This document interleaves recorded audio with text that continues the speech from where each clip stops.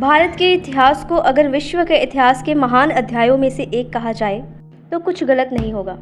तो इसी को एक्सप्लेन करते हुए भारत के पहले प्रधानमंत्री पंडित जवाहरलाल नेहरू ने कहा था, विरोधाभासों से भरा लेकिन मजबूत अदृश्य धागों से बंधा। भारतीय इतिहास की ये विशेषताएं हैं कि वह खुद को तराशने में लगा रहता है, इसलिए इसे एक बार में समझने की कोशिश करने वाले लोगों को यह मायावी लगता है। इस अद्भुत उपद्वीप का इतिहास लगभग 75,000 साल पुराना है और इसका प्रमाण होमो सैपियंस और हम ह्यूमन की एक जैसी गतिविधियों से मिलता है।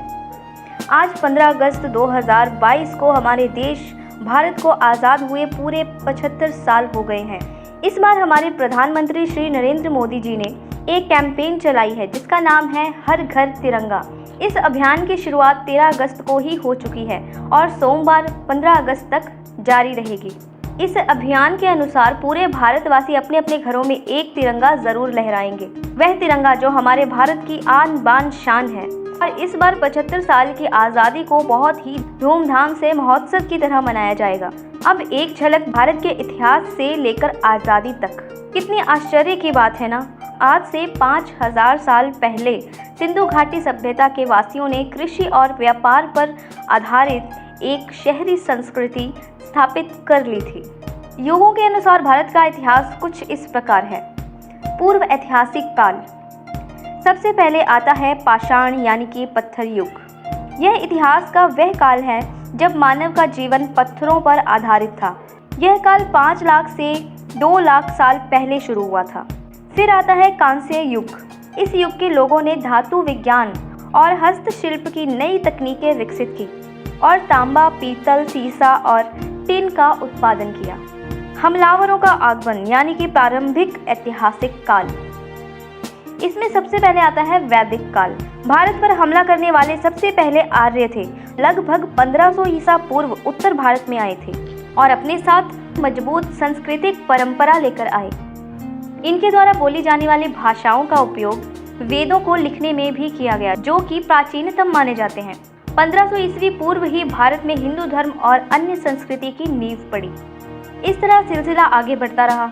महाजनपद का आगमन, जिसमें सिंधु घाटी के बाद शहरीकरण का बड़ा उदय देखा गया। इसके बाद होती है फारसी और यूनानी की विजय। 326 ईसा पूर्व सिकंदर ने एशिया माइनर पर विजय पाई, जिसमें भारतीय उपमहाद्वीप की उत्तर पश्चिमी सीमा पर पहुंचकर राजा पोरस को हराया और पंजाब के ज़्यादातर इलाके पर कब्जा किया। फिर मौर्य समाज आता है और 322 से 185 ईसा पूर्व तक रहता है। यह प्राचीन भारत का भौगोलिक, राजनीतिक और सैन्य मामले में बहुत शक्तिशाली राज्य था। चंद्रगुप्त मौर्य ने इसे मगध, जो कि आज बिहार है, में स्थापित किया। महान राजा अशोक के शासन में यह बहुत ही उन्नत था। मध्यकालीन भारत। मध्यकालीन का मतलब है मुगल साम्राज्य। बाबर ने करीब 1526 ईस्वी में खैबर दर्रे को पार किया और वहां मुगल साम्राज्य की स्थापना की।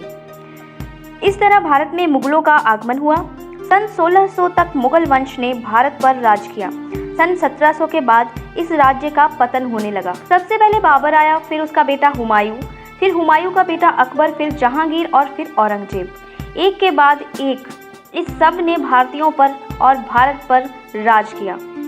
आधुनिक भारत इतिहास। मुगलों के बाद 26वीं सदी में पुर्तगाल, नीदरलैंड, फ्रांस और ब्रिटेन से यूरोपीय शक्तियों ने अपने व्यापार केंद्र स्थापित किए।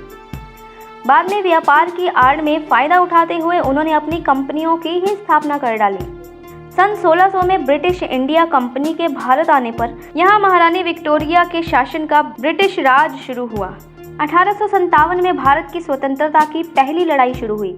सन 1857 में भारत की स्वतंत्रता में अपना योगदान और बलिदान देने वाले कुछ प्रसिद्ध व्यक्ति बहादुर शाह जफर, बख्त खान, मंगल पांडे, नाना साहिब, रानी लक्ष्मीबाई, तात्या टोपे, वीर कुंवर सिंह, भारतीय स्वतंत्रता आंदोलन और महात्मा गांधी। 20वीं सदी में महात्मा गांधी ने लाखों लोगों का नेतृत्व किया, क्योंकि अंग्रेजों के अत्याचार दिन ब दिन बढ़ते चले जा रहे थे। भारतीयों ने एकजुट होकर डिसाइड किया कि हम अब इनके अत्याचार नहीं सहेंगे। हम अपना भारत अपने हिसाब से, अपने तरीके से चला सकते हैं। हमें ऐसे क्रूर शासकों की कोई ज़रूरत नहीं है। इस समय हिंदुओं और मुसलमानों ने एक साथ मिलकर आज़ादी की लड़ाई लड़ी। जैसे जैसे भारतीयों की जीत होती दिखाई देने लगी, अंग्रेजों को अपना पतन होना नजर आया और लगा कि अब उनको भारत छोड़कर जाना ही पड़ेगा। तब अंग्रेजों ने मुस्लिम समाज को हिंदुओं के खिलाफ भड़काना शुरू कर दिया और जाते जाते हिंदू और मुसलमानों में फूट डालकर चले गए। इसी के फलस्वरूप हमारे भारत में विभाजन की नौबत आई। मुस्लिम समाज अलग देश की मांग करने लगा। आज़ादी और विभाजन। अंग्रेजों की फूट डालो और राज करो की नीति के कारण कुछ सालों में ही हिंदुओं और मुसलमानों के बीच धार्मिक तनाव बहुत ही बढ़ने लगे। महात्मा गांधी और पंडित जवाहरलाल नेहरू ने भारत को जोड़ने की बहुत कोशिश की।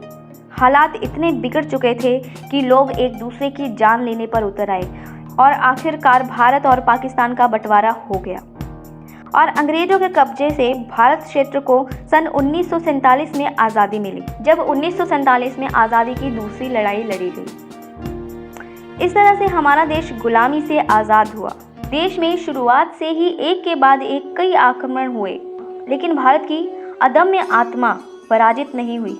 आज भारत दुनिया के सबसे बड़े लोकतंत्र और सबसे जीवंत गणराज्य के तौर पर विश्व में देखा जाता है। यह एक उभरता हुआ वैश्विक महाशक्ति और एशिया का एक प्रभावशाली देश है। भारत एशिया का दूसरा सबसे बड़ा देश है, दुनिया का 7वां सबसे बड़ा देश और जनसंख्या के तौर पर दूसरा सबसे बड़ा देश है। यह एशिया का 1/3 हिस्सा है और मानव जाति का 7वां भाग इसमें ही है। मुझे अपने भारत पर और भारतीय होने पर गर्व है। क्या आपको भी है? हम सब देशवासी यही कामना करते हैं कि हमारा देश और फले फूले और प्रगति की ओर जाए। आप सबको आज़ादी के 75वें वर्ष पूरे होने पर 76वें आज़ादी दिवस की बहुत बहुत शुभकामनाएं। जय हिंद, जय भारत, वंदे मातरम।